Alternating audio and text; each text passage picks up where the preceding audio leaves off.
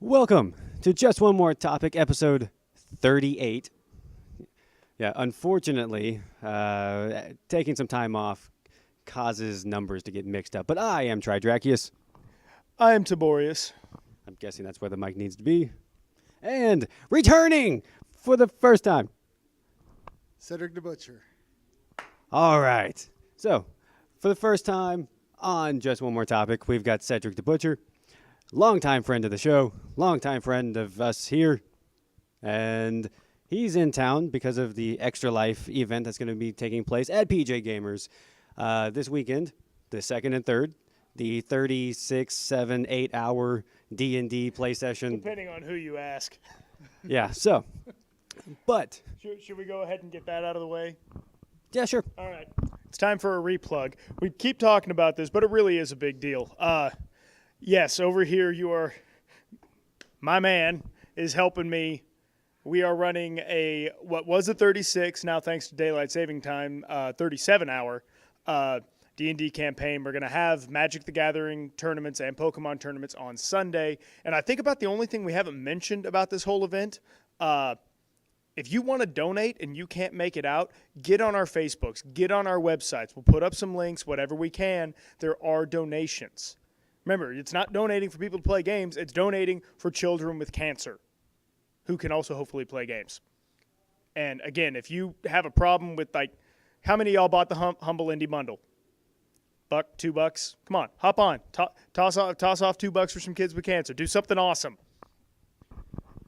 And I'm sandwiched in between the two people who are going to be DMing for the Extra Life event. I've never felt more uncomfortable. You got anything you want to talk about it? I'm just really excited about it. I drove out here from Arizona for this event and just really excited. It's going to be a blast. Just going to be a blast. We're looking forward to it. So that was the plug for Extra Life. You know, we're pretty shameless with those plugs. But We're shameless anyway. yeah, well, yeah, there is that. So, in other topics, we are going to jump into some actual news. EA has decided to cancel their new Command & Conquer free-to-play game, and not only that, but also close the studio.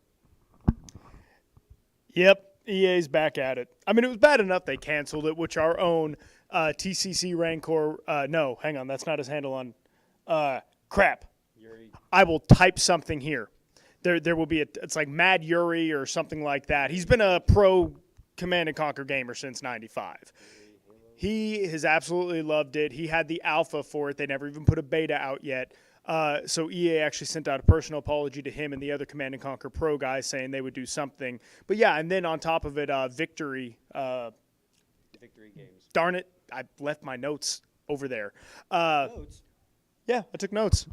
I know, right? Yeah, Victory Games, EA is disbanding them. The big reason behind canceling it was essentially comes down to lack of consumer support. People were bad-mouthing the free-to-play, which, honestly, even though guys like Rancor over there or Yuri something or other, God, I cannot remember what that is. Guys like him who have played it forever, he absolutely loved it. You know, thought it worked great, thought the model was good, but EA, let's face it, you kind of screwed the pooch with the free-to-play stuff. Come on, Tetris? Tetris. No. So yeah, naturally people are going to assume it's just a mad money grab and not actually look to see if the game is any good or not. So lack of consumer support basically made him pull the entire project.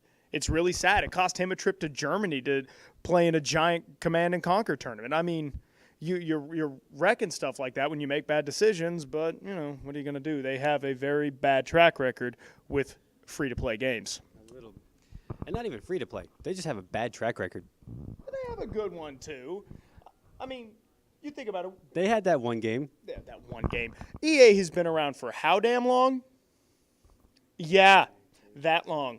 They've been around that long. And they have made some phenomenal games. It's really only this generation that they have risen to such infamy. They have forgotten the core rule taught to us by Uncle Ben. With great power Comes great responsibility. Damn right. I'm not sure how to follow that up. So, in other news, The Sony has started flooding the market with videos for the PlayStation 4, DualShock 4, the new games, exclusives, blah blah blah. We're still waiting for Microsoft to open their floodgates with their videos, which I'm sure And they will. it's just a matter of time when the Xbox One videos will hit the net.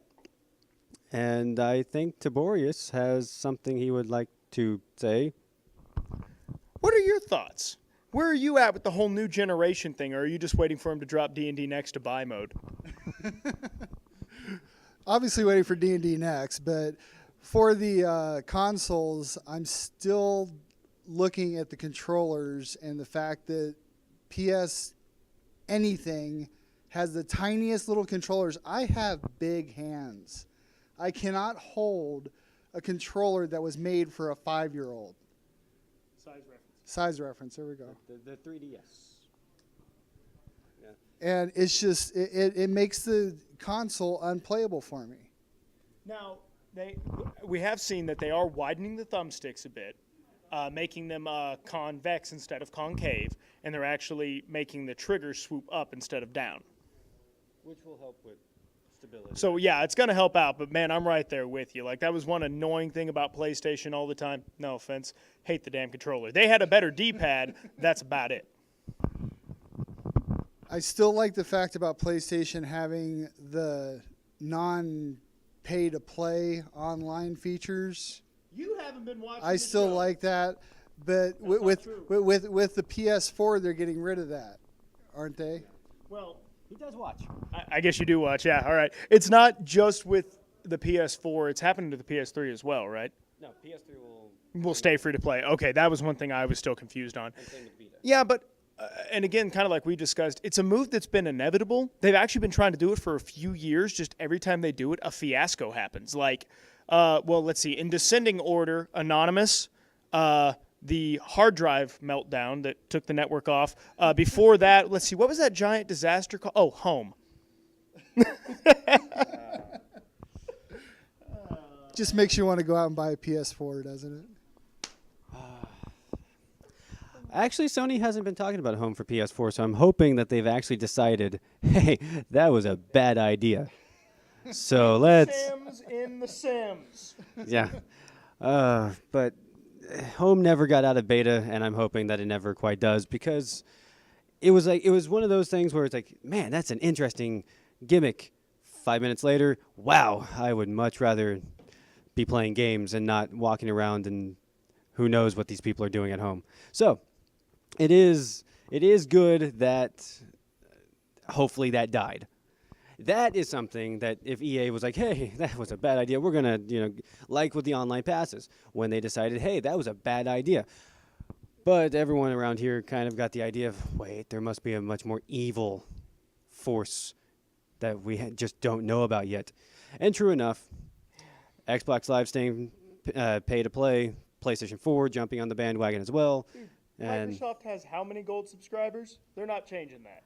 yeah. I wouldn't. So it's one of those things where Sony, good job, with the whole not bringing Move over. Well, it would have been awesome if you didn't bring Move over as well. That. Speaking of failures, well, okay, you're getting the mic now. But, yeah, I mean, again, it's an inevitability. If they want to compete in the online marketplace, which, let's face it, the thing that Sony is leaving this generation having to do is to compete with Microsoft online. They've got the games. They've got the system. They now need to compete online. And if they're going to do that, they've got to charge us to play. It's an understanding. I know so many people getting mad. It's worth it. If they build something that is comparable, that can compete with Microsoft's infrastructure, forget about it. I mean, we're going to see a real cross-platforming. Anybody? That would take a deal with a few devils, but yeah, I'm sure it could work out. The industry has a few of those. The industry does have a few of those. That's true. But can they make it work? No. Oh, wait. I don't know. We'll see. It's going to be interesting. Cedric, thank you, man. Coming all the 3 states over for this Extra Life thing. Come on, people. He's spending that much time. You can donate $5. Get online. Get involved. Plug. And with that, I am Tridrachius because I do not want to be sprayed with that. I am Tridrachius.